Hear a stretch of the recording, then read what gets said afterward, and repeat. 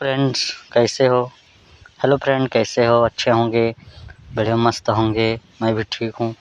तो संगवारी हूँ मैं आप मन बता देखो। आज हमन काम करत हन इतना अच्छा लगत हन ता देखत तो हाँ चलेगा थन। और ट्रैक्टर भी खड़ा है, तभी जो रथन भट्ठा तैयारी करत हन रचे के।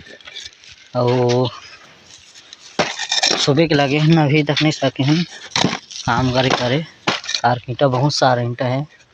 देखत ईंटे चींटा रहती हुआ पूरा। तो गैस अति काम करे पड़थे, ईंटा बनाए पड़थे।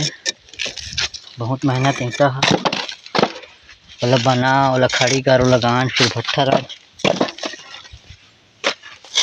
जमन नहीं कमाए तेमन सरल करथे। देखो ईंटा बनाए बहुत दिक्कत होथे। आप मन बता रहे ईंटा मत बनते कहूँ मन।